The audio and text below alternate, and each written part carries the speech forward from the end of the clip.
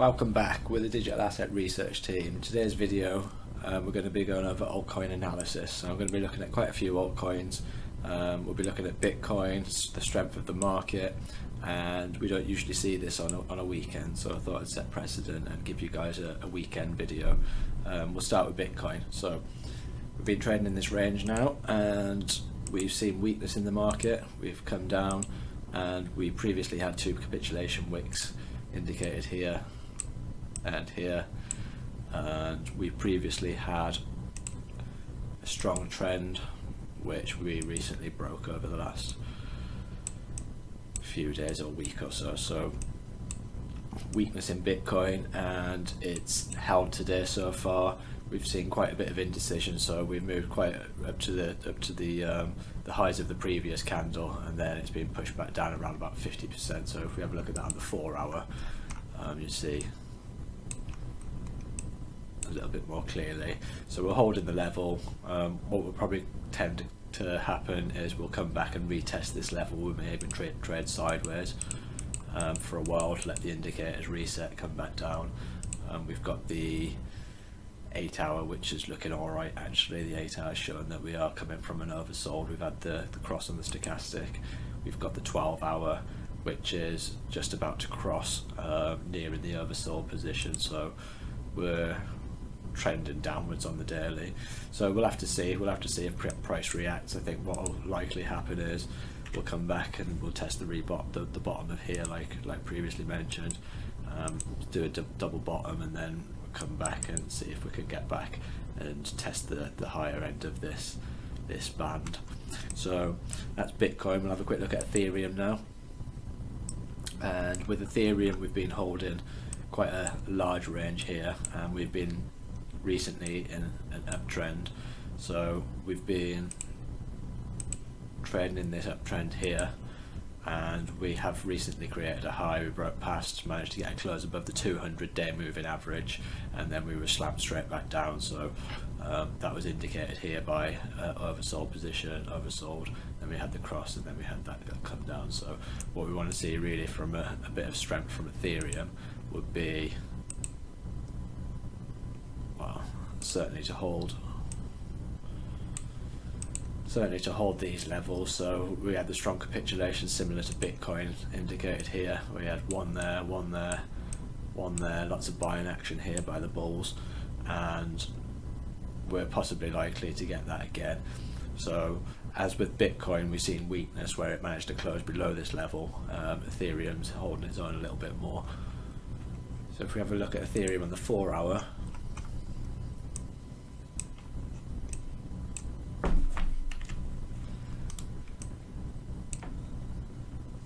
see what we want.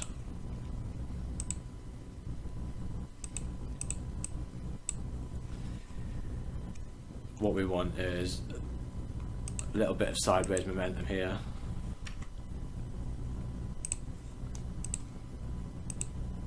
Give the indicators time to reset on all time frames,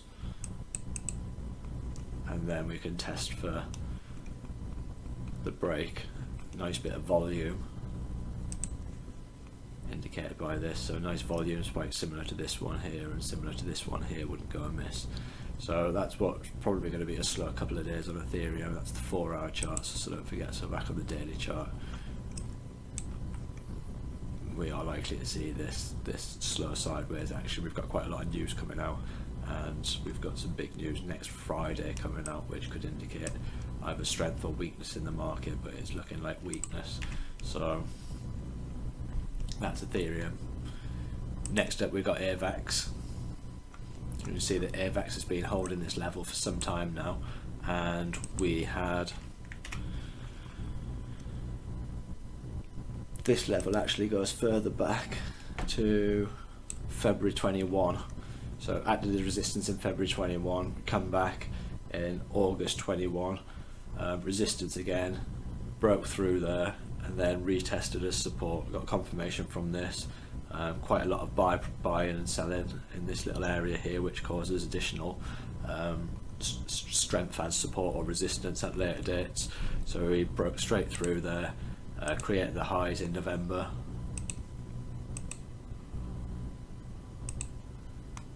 come back down, couldn't quite reach highs, similar to what Luna and others managed to, and then we've come back down and weakness. We lost this trend here, signaling bearish action. We come back, retested, and we've created this sideways action here. So we've lost strength in this upward channel. So we've seen that Bitcoin and Ethereum are both in an upward channel. We've completely lost strength and fallen from this upward channel in AVAX, and we've come back and we're testing these recent lows here, which signal $53.77, $53.77 and $59.60 at the highs of this zone of interest here of support. So if we have a look at AVAX on the 4-hour,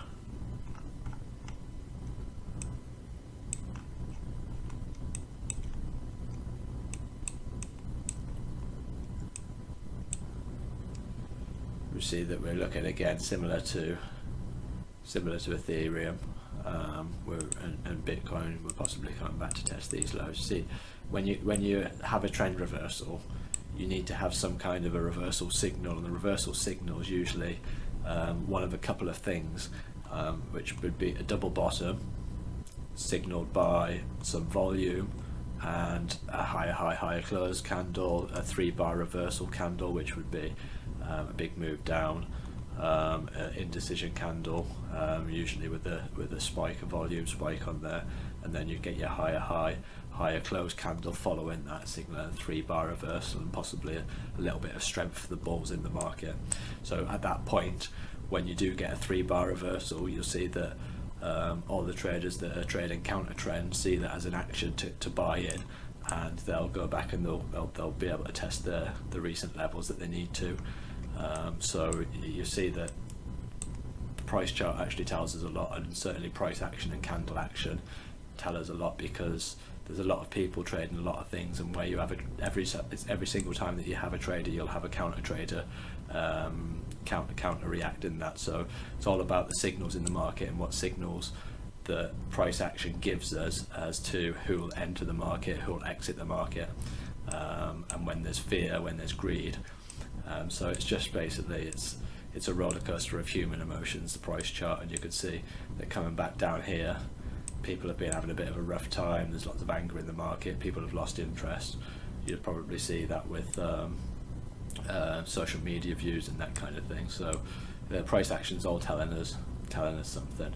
So that's AVAX, and the level that we want to hopefully see some kind of a reversal on AVAX, and remember we're down on the 4-hour here, is between 55 and $57. But I mean, we are in a downtrend. There's no signal to say that we're going to stop that downtrend, unless we do see some sort of a base and a reversal signal. So that's AVAX. Next we'll have a look at Phantom.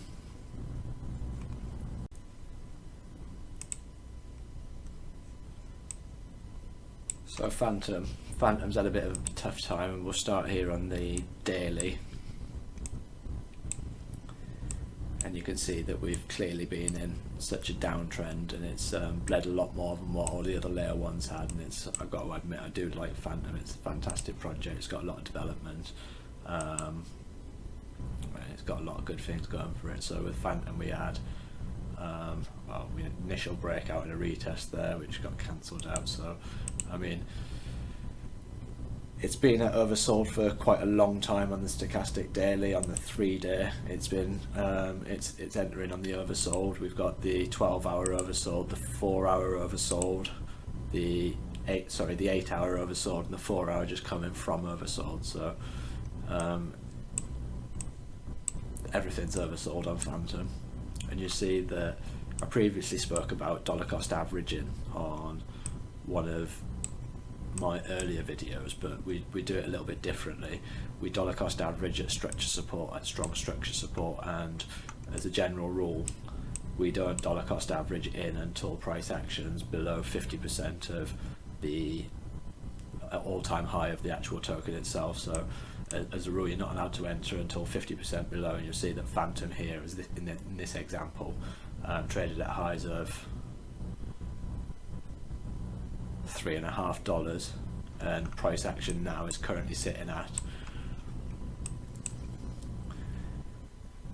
73 cents. We went down to 65 cents yesterday, and just a couple of days ago, about 2 or 3 days ago, we were trading at $1. So it's been bleeding quite a lot, Phantom, and you could just see here the level that we needed to hold previously.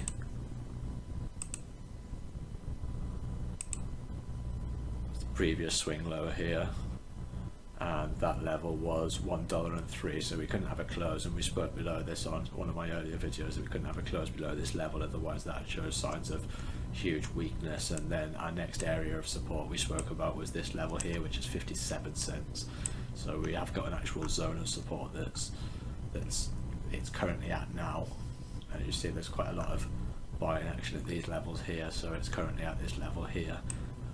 But in my opinion, it's possibly quite likely to come down to the 57 cents, which should show a reduction of about 45% in the last week, which isn't too good. But what I was getting at is, if you dollar cost averaging at structured levels, we've got built-in structured levels here, and we know that we're more than 50% from its all-time high, which was 350. And just as an example, if we were buying at levels incrementally here, we know that that's less than 50% from that high. We managed to get the new run, and we wouldn't have been dollar cost averaging at these levels there, because that's over 50% of the all-time high. And we'd be coming down, and we see a little bit of negativity in the market at these levels here, and you'd possibly buy at these levels here, which is more than 50%, and then at these levels here and at these levels here. Ultimately, hopefully you'll be trailing it all the way down in the bear market, bringing your average price down constantly, rather than the standard dollar cost averaging, where you might, for example, a lot of people might buy once on a Monday every single week, or the first of every month. And what you tend to do is you'll be buying in at these levels, you'll be buying in at these levels, and you'll be buying in at these levels. You get some little deals here, but you'll be buying at these levels. In a bull run, dollar cost averaging, you've got to use your positions wisely and buy the dips to a certain extent. But in a bear market, if you think in reverse, you just want to be bringing your average price down, so you want to be playing less, and you want to be paying less, and every time you get an opportunity like this in Phantom, which has got an absolute fantastic ecosystem, it's a good layer one, and it had its problem with its developer leaving earlier on in the within the last couple of months. It's just seen so much weakness, but it's a good DeFi platform. Phantom, in my opinion, is here for a long time. So dollar cost averaging at these levels, as it goes down, it's obviously not going to go down this far because that's less than zero, but dollar cost averaging at these levels helps in the event of, well, it helps you just accumulate at levels and give you an advantage before the next bull run, because ultimately if you've spent all of your money up here, and just say you had $1,000 budget and you wanted to buy Phantom, and all the hype's running and Phantom's going to the moon and it's going to $10, and you see everyone on YouTube saying it's just not going to stop, you just put your $1,000 in here, and now your $1,000 is probably a couple of $100 down here. So buying at these levels, you would have got your average down to probably less than $1, or around about $1, when we knew that the all-time high was $3. So ultimately what you'll get in a bear market is it'll make a base at some point, and you get a lot of sideways action over a long period of time. It'll just constantly range, wash people out of the market. You'll have an ultimate one big massive capitulation event, which will probably be correlated with some kind of a world event, and then you'll be continuing on your next run. So at these levels here,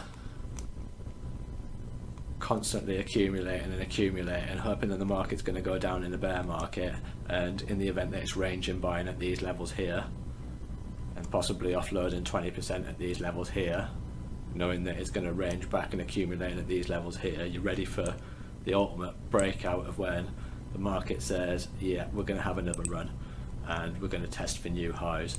So you test for new highs, and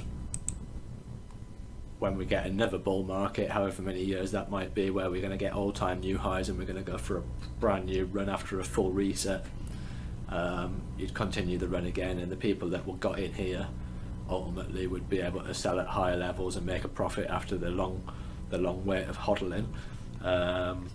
But using our strategy down here, we've already gained at levels before we're even at these all-time highs, because remember, we've got the 50% rule, so we've got full advantage, and we'd be to a certain extent swimming with the whales, because we've managed to do what they've done during these times, is buy at these levels, buy at these levels, buy at these levels. It goes down, don't worry about it, we're buying at these levels, and we give ourselves a good opportunity to start the market again and have an advantage over everybody else, because we don't know when the run's going to end. When the run's going to start. It could be a month from now, it could be 2 years from now, we just don't know. So all we can do is buy at sensible levels where we know that when it does ultimately reach its all-time high, that our average is so low that we're profitable before it even starts the run. Because ultimately the new bull runs after the break of the previous one, and then we can go on that massive run. I know that you get the big run up beforehand to get to the all-time high, but the new bull run, if you look back at the Bitcoin one in 2020 and 2021, we got the massive gains towards the end of 2020 and the start of 2021. And that was really the main part of the bull run, and then we were just ranging between 30,000 and 69,000 for the whole year afterwards. So 2021 was a massive, huge ranging market where a lot of people got rich and a lot of people got flushed out. A lot of people sold at certain levels and thought that the market was going to end during the last 3 months of the year, when we ended up getting the extended bull run. So you just never know what's going to happen in the market, but by doing this as an investor, you can prepare at these levels. So that's Phantom. Solana, we were talking about this previously on the channel with Solana. The problem with Solana, and I've got these levels already drawn out. If you go back and watch my other video, you can see how you can draw these levels out and how I like to draw the levels out. And you get, if you basically go onto a line chart,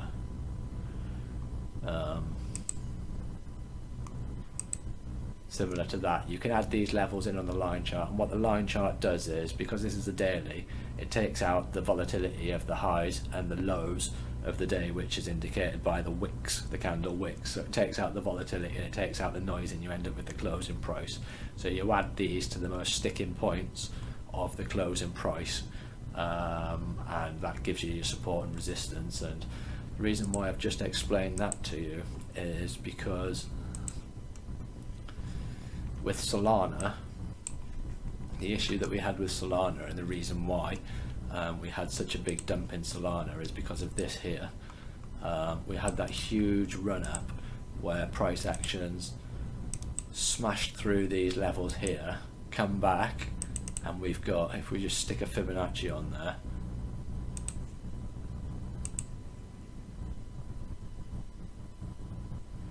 a 50% retracement on there. So we've got a 50% retracement on there, and you'll see that the gap in this level here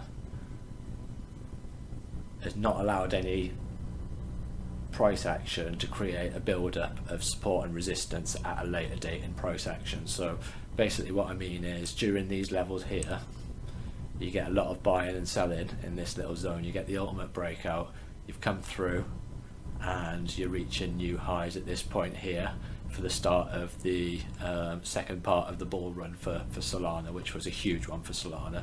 But the point I'm making is, with this area, it creates, and it's basically all it is a lot of buying and selling action. So if you think of an order book on your exchange, you think of your order book on the exchange, and you've got lots of buy and sell orders, and these buy and sell orders are eaten up during these pattern these pattern formations indicated by triangles or flags or or lots of different various things.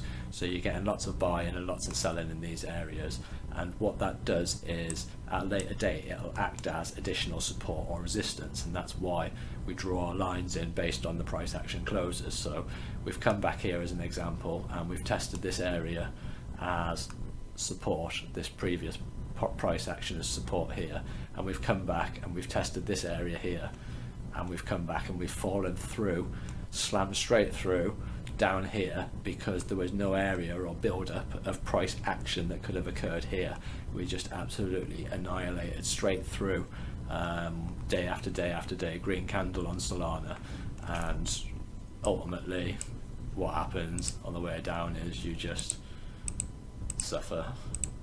Got price action there, we've got support there, and then all the way down, no support whatsoever during these areas, and there was no previous price action at these levels here. So that's what you'll probably get with Solana now as a result of that, is a range during this area here, which has the effect of creating that support or resistance at a later date. So if we manage to come back through down here, this area is likely to test as resistance, and then if there's strength in the market, we'll come through, and then this area will act as support.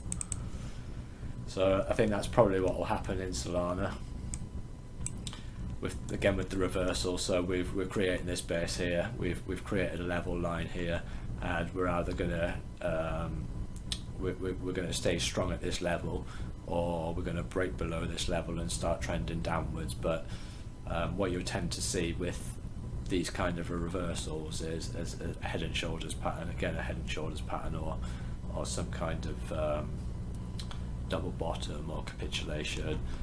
You test the recent highs here, break and close above, and then you can be on your way and then start trading upwards for as long as that may be. Could be short term, could be longer term, you just never know. You just got to observe price action.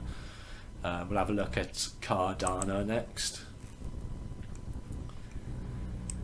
So Cardano was trading at its all-time high of $3.09, $3.10.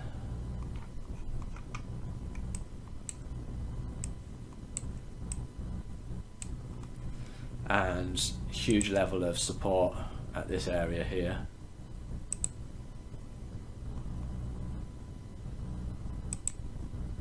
Likely to become resistance. So we've slammed through, we've come back, and we're retesting these levels. So we'll probably be either two things.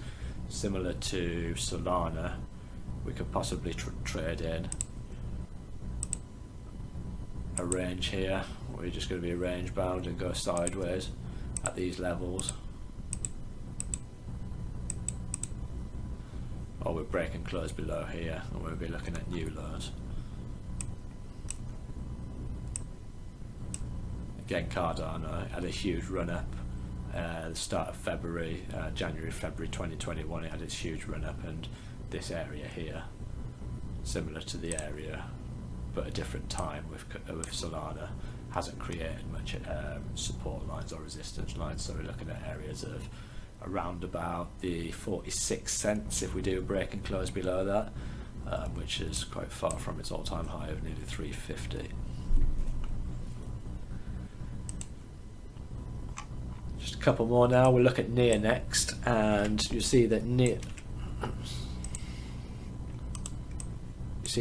we've got quite a huge candle that's formed today, and possibly a 3-bar reversal. We could do with closing above this 200-day moving average to show huge strength, and then possibly test for the recent highs. So it looks quite good actually, NEAR, but not one yet. If we look at the 4-hour, just had a bearish indecision candle there, so this is every 4 hours each candle, and we're probably going to come back now and test this area here.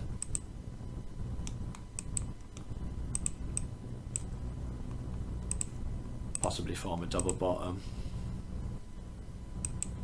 test for these highs, maybe up to the 200 moving average, or hover around at these levels give these indicators a chance to come back down and then retest for these levels.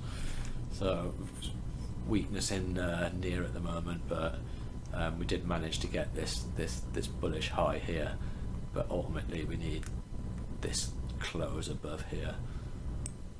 So I think we'll possibly get that head and shoulders. If we do see some kind of a bullish action, we'll possibly get that head and shoulders, which will be signaled by this.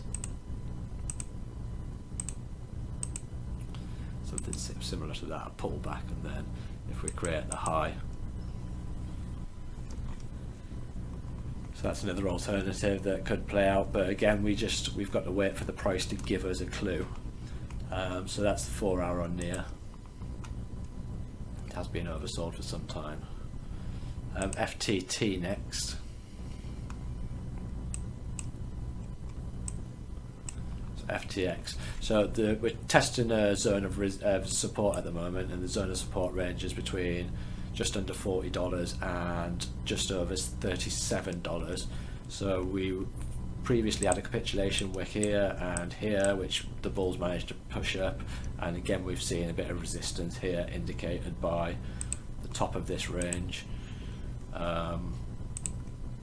Price actions come down, tested, come back down, and we're probably likely to come back down and test the lows of this zone here. So coming back and testing the 37, just over 37 region in FTT. Algorand,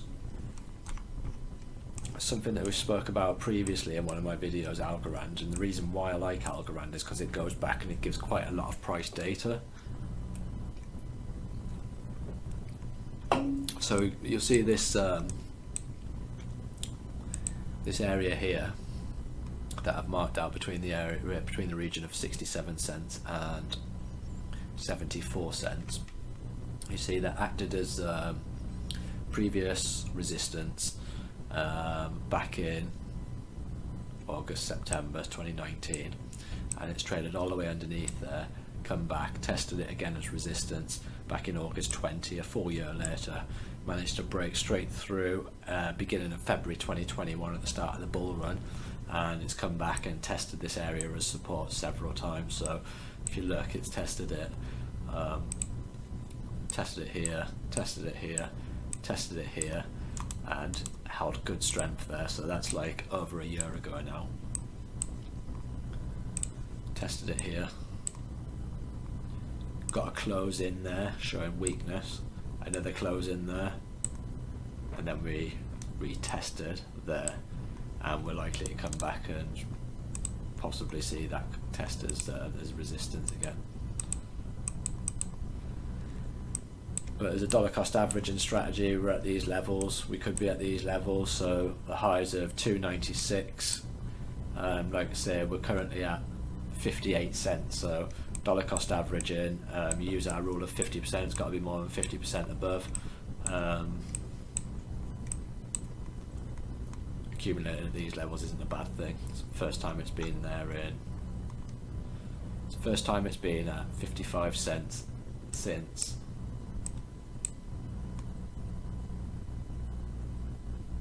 February 3rd, 2021, a year and 3 months. So that's Algorand. We've just got to see what levels we're coming back at on that now. Right, see Theta's, it's had a close just slightly below the previous lows here within this zone. So two things with Theta, it looks like it's coming back and it's getting a rejection from this level that I've drawn out here, which is $2.28. So we're getting a reaction, and today's candle on the daily is it's come back, tested this yesterday's previous bear candle, retraced 50%, and then that's retraced 50% in on itself again, so about 25% of yesterday's bearish candle. So again, accumulation, small levels, small and slow, steady, and then if we come down another level, we can prepare to start slowly, steady accumulating at these levels there again. If we find that we are going to be ranging in this zone. similar to what we said previously. Accumulate at these levels, offload some at these levels. It really is that simple. As long as you know that you're in a range, and then as soon as you get your break, you're in 80% of your tokens anyway. So it's not financial advice, but it works better than dollar cost averaging if you just can understand to read the price chart. And this is investments. This is just not trading. It's powerful stuff. If you know that you're spending 50% less on something from its previous all-time high at the worst case scenario, you can never be FOMO'd in at the top, because you're not allowed to be. Well, that's pretty much all I'm going to cover in today's video. I hope you like it, guys. Leave a like, give us a thumbs up, share the content with others, and just have a good day, guys. Bye now.